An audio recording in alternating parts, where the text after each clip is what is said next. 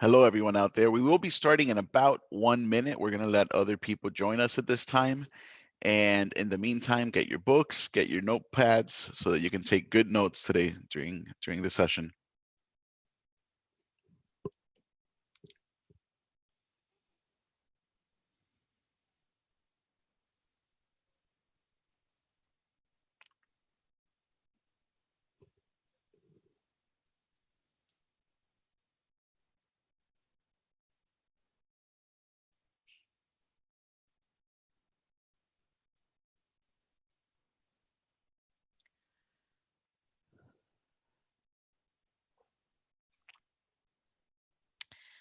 Bears with me today. We'll see if he stays.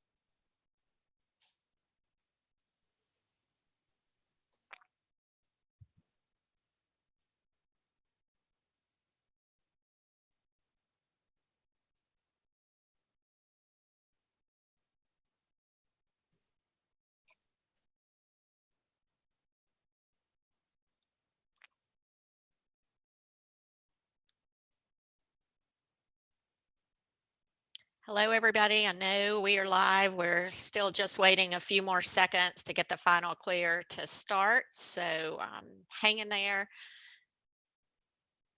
Okay, I think we just got the clear, so we can go ahead and start. Hello, everybody. Hello, seniors. We are here for y'all today and just excited to spend another day with you thinking about literature and talking about literature, helping you review the work that your teachers have already been doing with you in the classroom. I know they've already been going over this stuff, and we just want to step in and reinforce what they've already been teaching you. I'm Susan Barber from Atlanta, Georgia, Grady High School. Here's my co-teacher today. He's hanging with us, Bear Barber. Looks like he might sleep through class again. Mr. Escobar, I did not want to be outdone by you, so I set up my little classroom library. All of my books are at school. I can't get in the building, but I put a few behind me. Not quite your library, but still makes me good to have some books around me. So before I turn it over to you, we have gotten so many emails, and especially people Colorado, Idaho, that Wyoming, all of those states. Thank you so much. We're updating our map. But I did have to give a shout out in particular to Mr. Zelwick's class from my hometown in Birmingham, Alabama. So, hi, glad y'all are with us. And I'm about to lose half of the state of Alabama right now when I say roll tide. So, glad we got some people from my hometown listening. Mr. Escobar, how are you today? I'm doing great. How are you guys? My name is Mr. Escobar, Carlos Escobar from Miami, Florida, Felix Varela Senior High School. And the emails have been incredible. It's always a reminder that we're all in this together. We're being positive, we're staying focused on the task at hand. And my morning started quite early because I was able to join one of your Zoom meetings. And now I can't join all of your Zoom meetings, but I did meet a class from actually the class from Albania invited me. So we were zooming away in Albania, and I met some of the teacher and some of the students out there, and that was a great moment. I'd also like to say hello to Mr. Crane's class in Washington State. I know that things in Washington State have been difficult lately, but guys, your teacher's a great fan. You have a lot of support out there, so let's keep positive. And we always believe in you guys. So the map will be updated. We're gonna have a new map up on Friday, and it's incredible. Our audience, people watching in pretty much every continent out there. We're still missing some pockets of the world, but I know that as long as the information gets transmitted somehow, you don't have to let us know you're watching. But we hope you do turn to this resource as a guiding feature as you prepare for these exams. So let's get started. We start with the homework as usual. And yesterday we asked you to write the essay for the 2009 question 2 prompt, which was Anne Petrie's 1946 novel The Street. Now, this is a passage that we have worked on for 2 days now. First, we looked at the characterization, and then yesterday we spoke about setting. And your homework as you wrote this essay was really to see how these two work in conjunction with one another. So we looked at the difficult, oppressive nature of the setting and the fact that Ms. Johnson was determined and she wasn't quite ready to let that wind stop her from her goal. What we have here are two sample student introductions. We're not going to go over the entire essay. You can go back to yesterday's video or perhaps the day before's, because we had given a structure for what an essay may look like in terms of all the different connections and the line of reasoning. That's always a good model for you to follow to see if you really have the structural components that you need for your essay. But for today, we're looking at the introduction to your homework, and it should sound something like this. And every introduction could be enhanced or rewritten.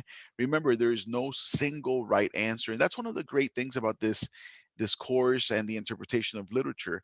As long as your interpretation is within the realm of what's plausible, right? Then you have a good chance of scoring the points. In Ann Petrie's novel, The Street, Ludi Johnson is characterized, ironically. Now I got to stop right there. As soon as a student does that, Ms. Barber, I'm already excited because Mhm. this is telling me that it's a student who understands nuance and ambiguity, and right off the bat, from the very beginning, we're going deeper than honestly where most essays take us within the first sentence. So let's see where the irony lies. So Ludi Johnson is characterized, ironically, by the nature of her instantaneous adversary, sorry, the soul of the city. And it's this notion that, the city is so oppressive, it's so against her, but that's exactly what's characterizing her. It's Mhm. because she is in conflict with this city that we learn just what who she is and what she's made up of. Her relationship to the urban environment is established mainly through imagery and personification, the former of which gives Ludi's perception of her situation, while the latter defines the attitude of the city towards the people who try to live in it, such as Ludi herself. The second introduction reads, throughout the street, Petrie portrays the wind as a destructive force, capable of controlling the lives of human beings. She personifies it, allowing the wind to perform actions. It rattles, sucks, delivers, finds, fingers, and grabs. Not surprising, then, is the fact that the wind impacts Ludi Johnson too. It lifts her hair and rattles the sign, but for an instant it relents, just so she can see the sign. Because of this, Johnson finds her way in the city. Thus, despite the fact that the wind tries its hardest to disrupt every other individual in the city, Ludi Johnson outlasts the wind because she finds her way in an urban setting despite its annoying persistence. So there you see the conflict, right? The relationship between these two forces. And yet, Ludi Johnson, despite the fact that she perhaps ought to lose, right? How does a single person take on an entire city and that destructive wind? Um, but yet she prevails at the end of that passage.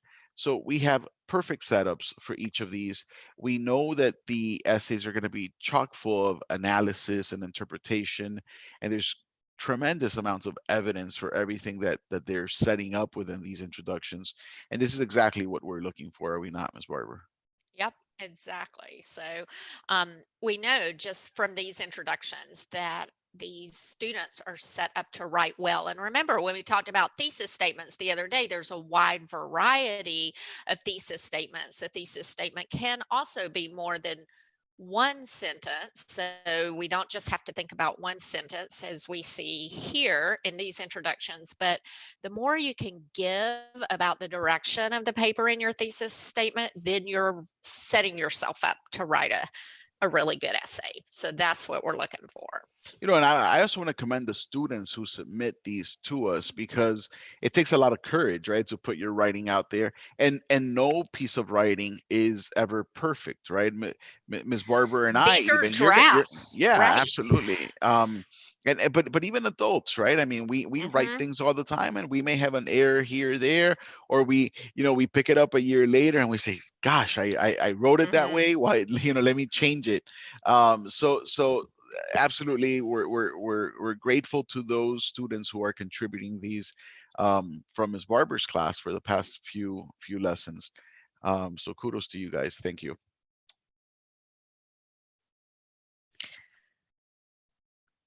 If we move on, do you want me to do the lesson overview, Yeah, Ms. Barber? that'd be Okay. great. So today we're talking about something that I don't know how you guys feel out there. Is this the easiest thing to talk about, or is it the most difficult thing to talk about? Because there's a huge pitfall. There's a trap, I think, involved here, because we're talking about plot, right? Hmm. And we did an introductory lesson on plot when we were talking about poetry, or the content of the poem. But a lot of times when we think of plot, we think of summary. We think of, oh, what happened in the story. But that's not exactly how we're working with plot, at least at this level, right? At this stage in the course, we're looking at the arrangement of the plot. We're looking at how the story is told, and how the different pieces are shared with the audience, when they're shared with the audience. So we're looking at the order of events in order to understand the function of placing those specific plot details within that timeline, however that timeline might look like. And we're going to see different options later on. But there's a few things that we already know about storytelling. We know that pacing is the manipulation of time in a text. And later on, Ms. Barber is going to talk to you about the phrase narrative pace. And sometimes you see that in prompts. You might encounter that in an essay. And all that means, if you take those words, narrative pace, we're used to pace from gym class, maybe, right? Pace yourself. Don't get tired after the first lap. So pacing is the rate at which we do something, and narrative deals with narration or storytelling. So what are the plot techniques, the writing techniques that might delay or propel the story forward? And this pacing may evoke an emotional reaction in readers. Imagine if there's a marriage proposal in chapter 5, and we don't get the answer till chapter 27, right? I mean, that might sound like a Victorian novel, right? But that sort of delay, that break in the plot, and we go off to tangents, and we go off to subplots, and we go off to all these other elements of the novel, perhaps, there it's purposeful. So we have to arrive at, what is the function, what is its purpose, and like always, can we connect it to the meaning or a central idea in the text? Again, here we're talking about the interpretation of the text, right? We're talking about question 2, we're talking about prose, and that's going to be a challenge, I think, for a lot of you today, because you might be thinking, well, if I'm looking at the arrangement of plot, are we talking about question 3 today? Are we talking about the whole novel? And that's not necessarily true, because within an excerpt, you might have these features that impact the pace of the story or the narrative. And we're going to see some of those in a minute now. Yeah, so we're going to jump into talking about structure and specifically pacing today. And like we talked about in the poetry lesson, when we talk about structure, I think that is like really some of the highest level of thinking that we're asking you to do. This is really difficult to wrap our mind around, but once we get this, it really helps us to just dive deeper into the text and to be able to have another tool, and a different tool that most people don't turn to, a different tool to make meaning and have a way into the text. So let's look at plot. Now, this is normally what we think about plot when we think about plot. We follow this, this triangle, and we have the exposition, the rising action, the climax, the falling action, and then the resolution. And that's where we normally stop on plot.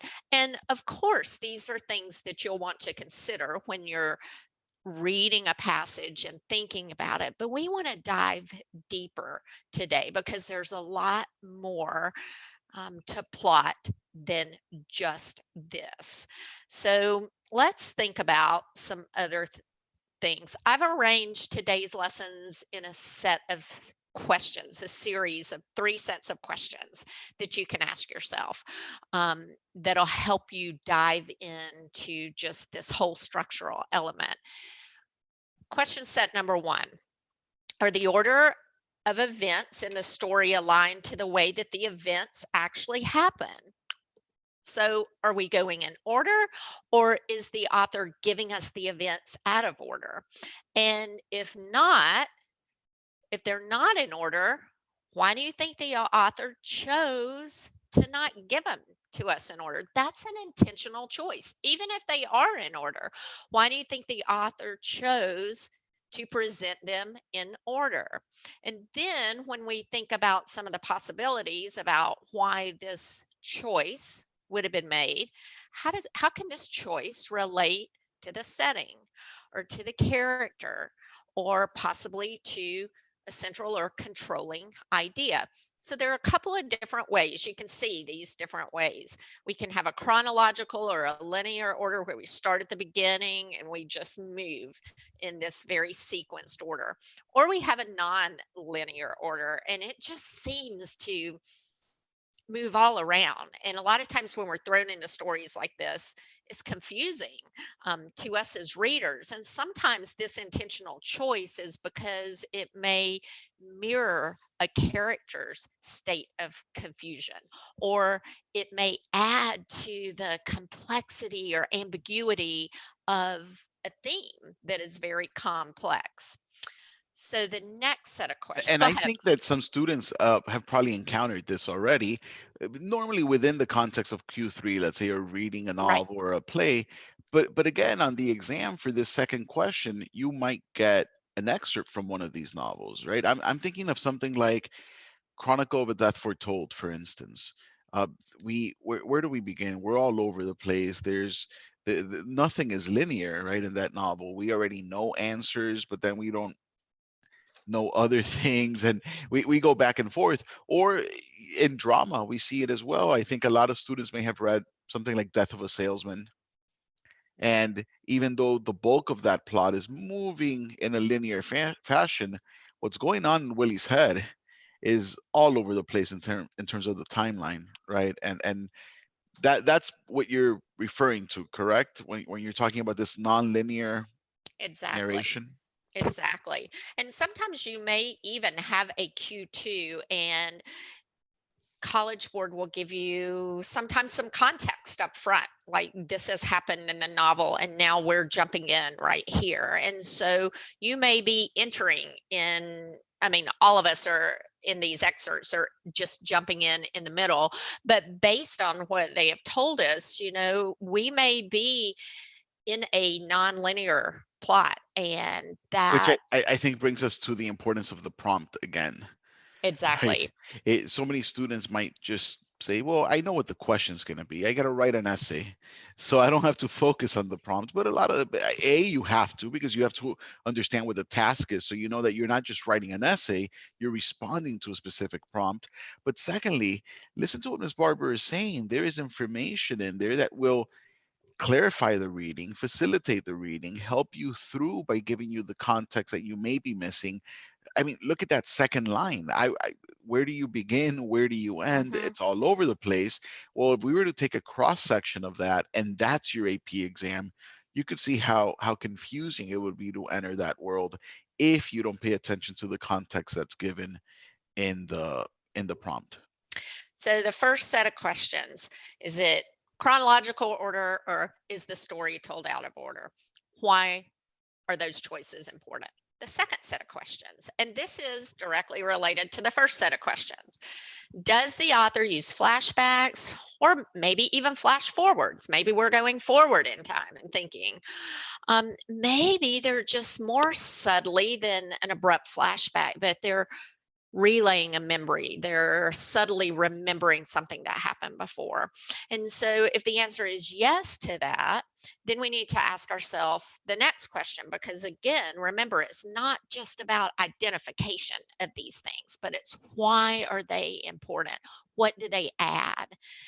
So what do these add to the story, not only in content, but also in our emotions? Maybe it adds, as readers, maybe it adds suspense. Maybe the author is using this to build suspense or frustration or confusion. So let's move from identification to why are they important? What is the purpose? What is the function?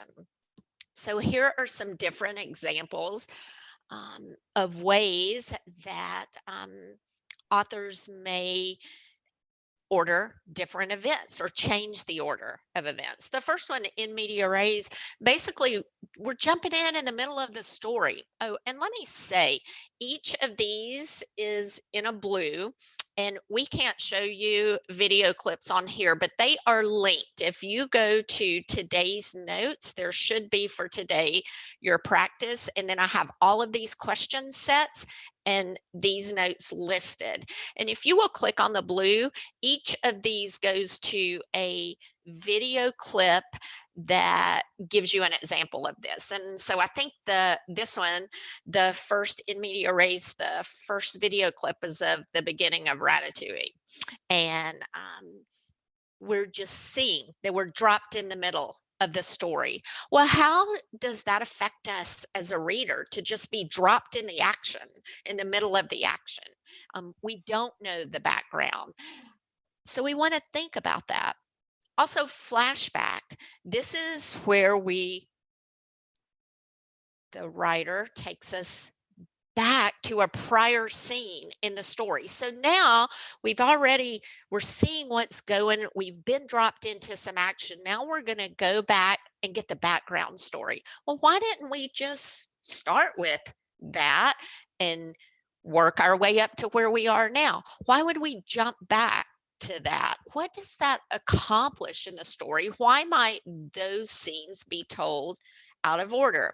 Again, there's an example. I think the example here for the flashback video is Gatsby, and it goes back and you can see an example of exactly how this plays out.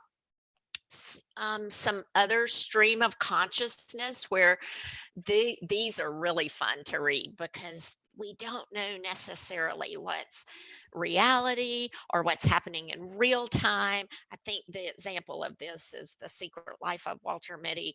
And it's like we are just living in the character's mind, and the character is just retelling or is telling us things as their thoughts come to them. And we know, like, when we think, like, our thoughts are not all organized necessarily, they're all over the place. So the stream of consciousness is really a fun way to explore the story. But again, why would an author choose to do this? And then I included a couple of more. These would be more that you would framing, more see in a novel. We talked about this in Frankenstein, a story within a story, or epistolary. If it's told through letters, I think this is so interesting. Like, why would an author choose to write a book through a series of letters? So I mean, that changes like who the audience is. And then that changes our perception as a reader too. Like, those are just such fascinating choices to think about, all of the different ways that we can present events in the order that they're happening. Do And you I'm want to thinking the jump in color here? well, I'm thinking of the Mm-hmm. color purple there, right? Mm-hmm. That's an example.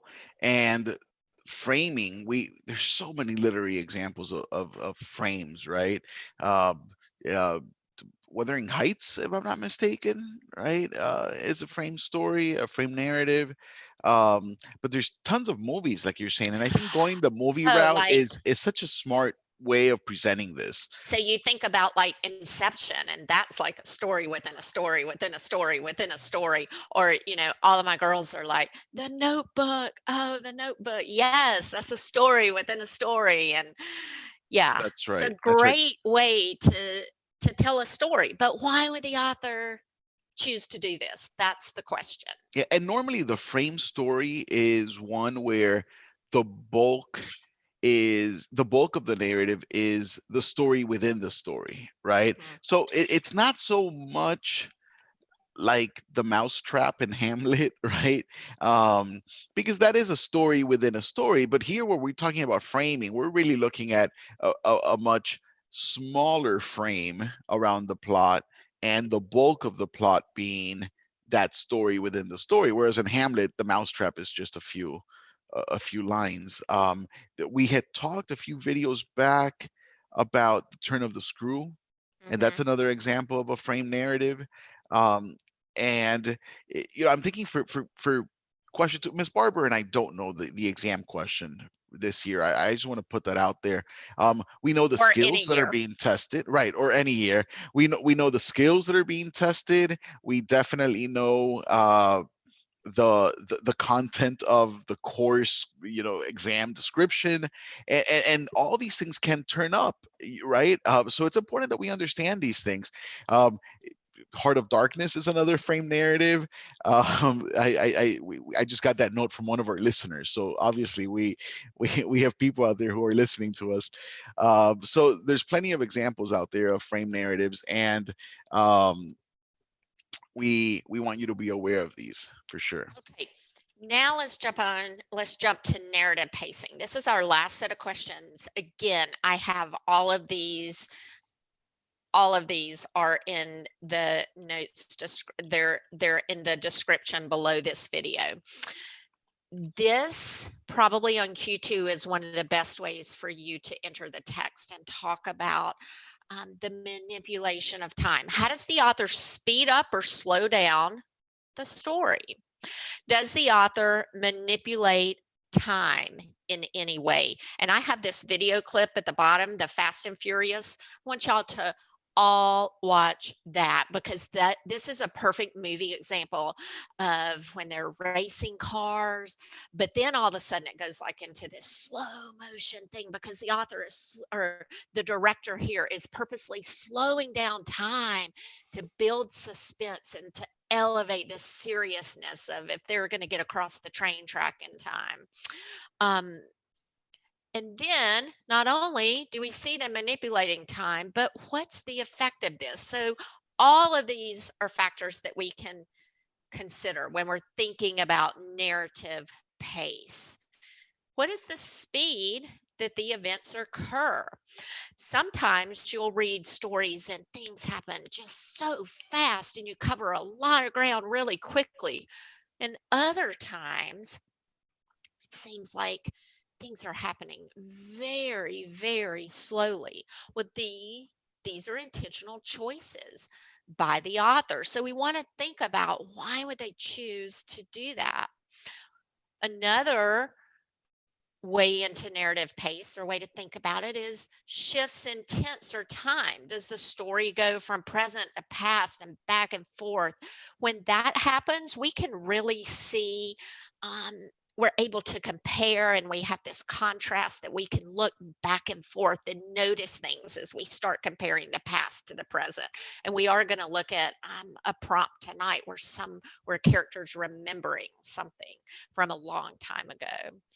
Sentence length, syntax, punctuation. When we have really short sentences, it speeds up the reading and it creates a really quick pace. So the author is moving us forward quickly. Why would they do that? Or maybe if we have longer sentences, very complex sentences, lots of these sentences on top of one another, it's going to slow the reading down. And sometimes they do this so we can really take time to think about a character, or to think about how this central idea is developing. Selection and detail also. If we have less detail, that really speeds up the reading. So you may just see action, action, action, action. But when we have more detail, it's going to slow down that reading. And sometimes when we have more detail, again, like we looked in the street, so we see this more detail, it allows us to focus on the setting, and then we have that nice contrast between the setting, who's almost like a character.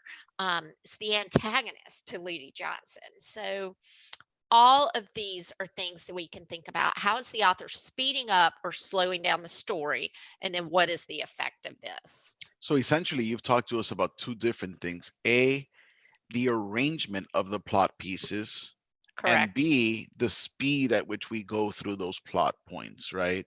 And Correct. and both of these, if we can make a connection to a central idea, now we're really getting into what should be at the heart of this interpretation, right? Which is, how is plot being manipulated to convey something to the readers?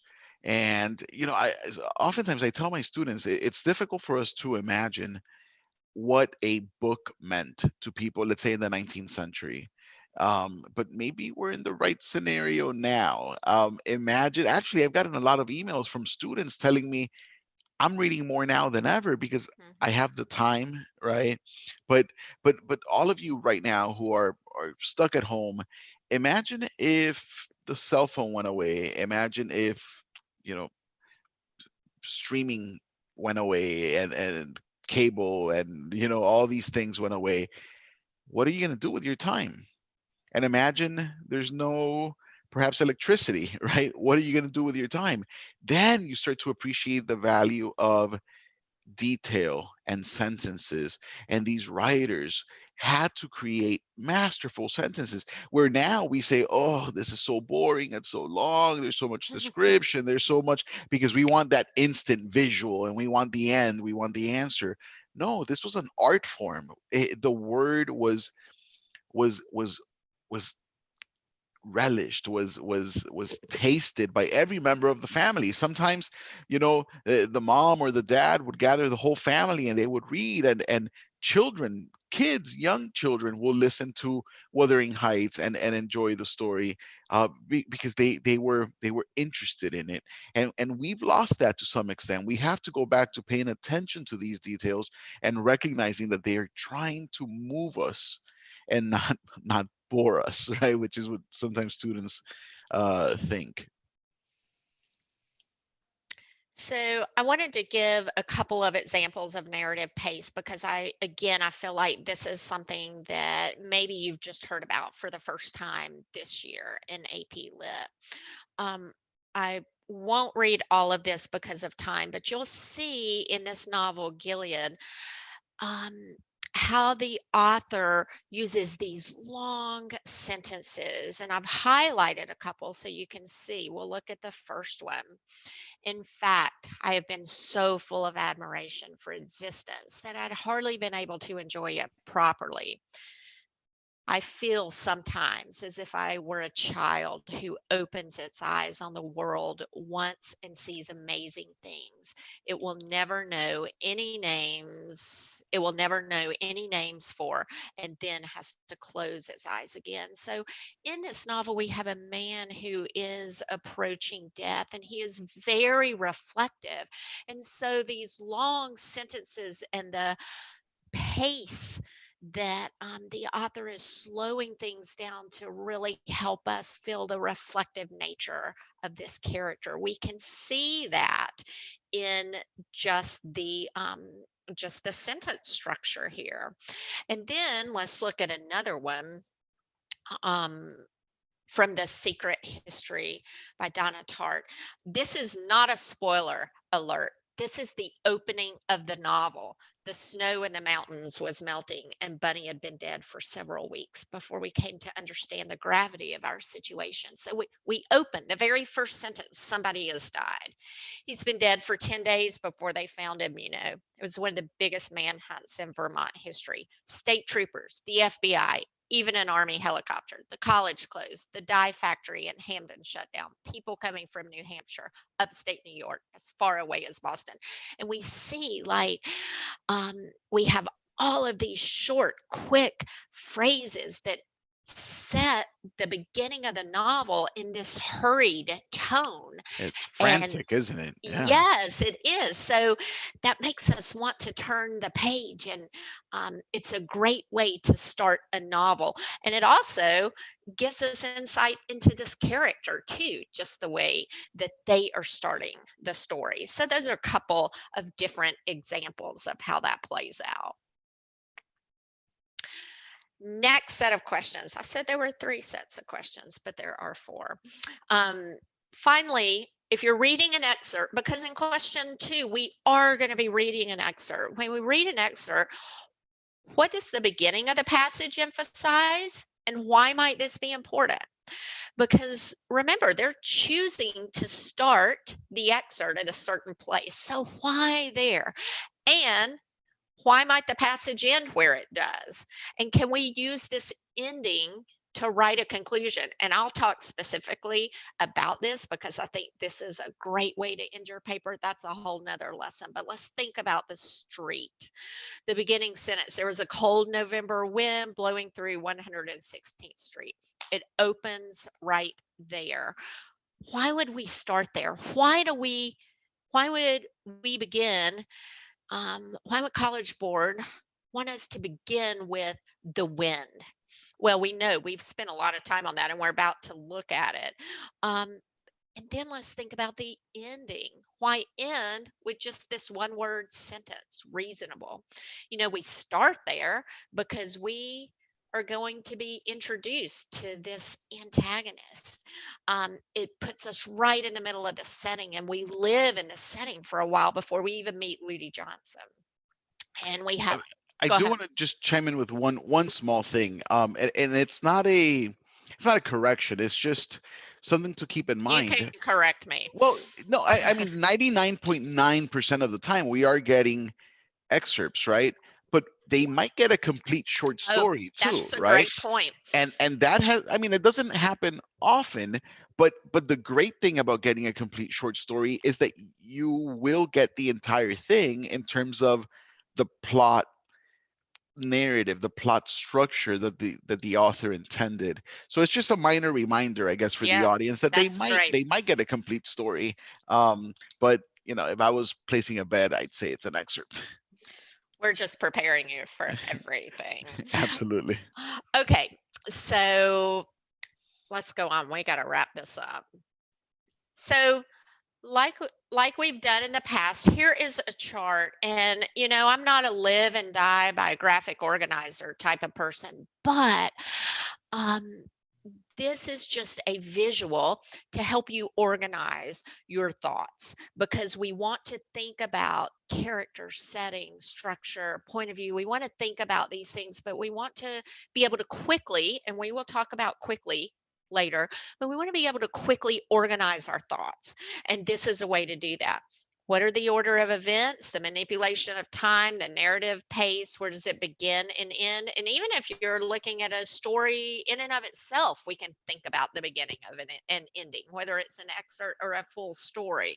And so for each of those, we want to be able to identify it and possibly describe it, find evidence from the text where we find that, because we've always got to go back to the text, back to the text, back to the text, back to the text. The evidence drives our commentary and analysis. And then finally, we want to be asking these questions about function and about purpose. Absolutely. And you mentioned the chart, and we're not necessarily married to charts. I don't do a lot in my classroom necessarily, but we have been getting a lot of questions from folks about, will students be able to annotate this year? Will students be able to print? Will students be, all we can say right now, and it truly is because it's all we know. Just stay tuned, right? I think for the next month, let's focus on the skills. join us in these videos. We're doing a whole lot of practice, a whole lot of recall of terminology and how we go about the process of dissecting literature. And I'm not going to worry just yet about the small details, the minutia of how the test will function. Those details will come, and when they do, Ms. Barber and I are going to give you tips and strategies and all Absolutely. kinds of ideas. But for now, it's all conjecture, and that's something to remember. If you're going on the internet looking for the answers to these questions, like what's it going to look like, don't bother. I I just think that you're barking up the wrong tree. It's just not out there. The College Board has not released it, and as soon as we know, we'll share those details with you for sure.